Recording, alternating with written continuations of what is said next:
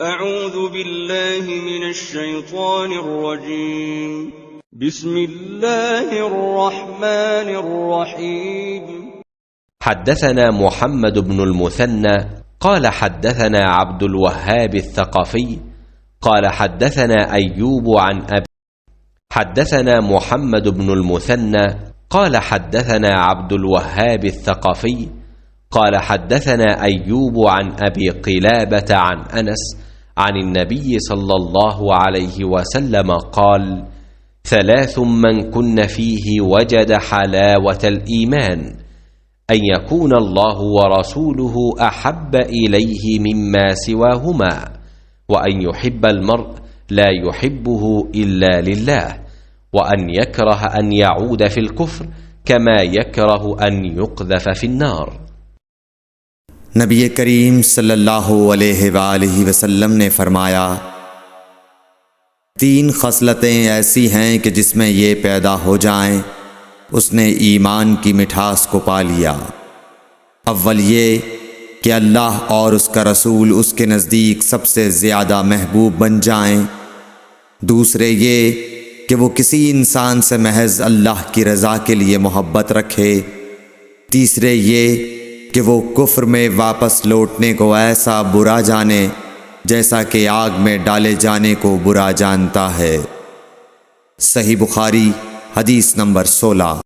حدثنا أبو الوليد قال حدثنا شعبة قال أخبرني عبد الله بن عبد الله بن جبر قال سمعت أنسا رضي الله عنه عن النبي صلى الله عليه وسلم قال: آية الإيمان حب الأنصار، وآية النفاق بغض الأنصار।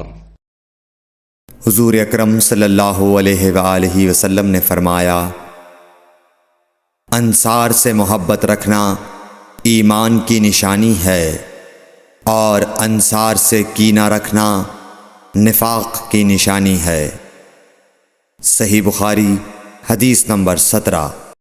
حدثنا أبو اليمان قال أخبرنا شعيب عن الزهري قال أخبرني أبو إدريس عائذ الله بن عبد الله أن عبادة بن الصامت رضي الله عنه وكان شهد بدرا وهو أحد النقباء ليلة العقبة أن رسول الله صلى الله عليه وسلم قال وحوله عصابة من أصحابه: بايعوني على ألا تشركوا بالله شيئا، ولا تسرقوا ولا تزنوا، ولا تقتلوا أولادكم، ولا تأتوا ببهتان تفترونه بين أيديكم وأرجلكم، ولا تعصوا في معروف، فمن وفى منكم فأجره على الله، ومن أصاب من ذلك شيئا فعوقب في الدنيا فهو كفارة له، ومن أصاب من ذلك شيئا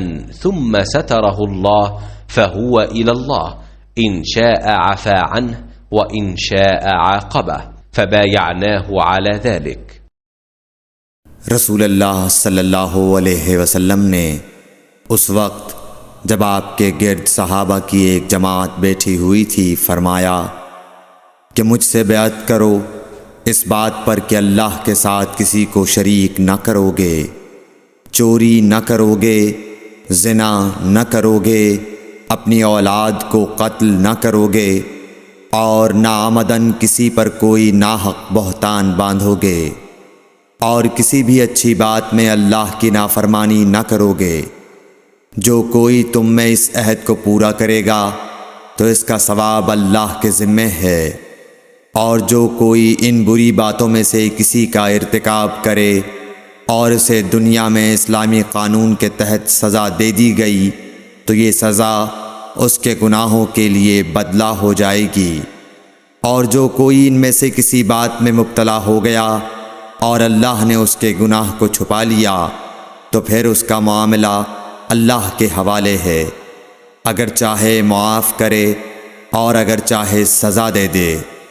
इबादा कहते हैं कि फिर हम सब ने इन सब बातों पर आप सल्लल्लाहु अलैहि वसल्लम से बेअत कर ली। सही बुखारी हदीस नंबर 18। حدثنا عبد الله بن مسلمة عن مالك عن عبد الرحمن بن عبد الله ابن عبد الرحمن بن أبي صعصعة عن أبيه عن أبي سعيد الخدري أنه قال: قال رسول الله صلى الله عليه وسلم: يوشك أن يكون خير مال المسلم غنم يتبع بها شعف الجبال ومواقع القطر يفر بدينه من الفتن. रसूल अल्लाह सल्लल्लाहु अलैहि वसल्लम ने फरमाया, वो वक्त करीब है जब मुसलमान का सबसे उम्दा माल उसकी बकरियां होंगी, जिनके पीछे वो पहाड़ों की चोटियों और बरसाती वादियों में अपने दीन को बचाने के लिए भाग जाएगा। सही बुखारी हदीस नंबर 19।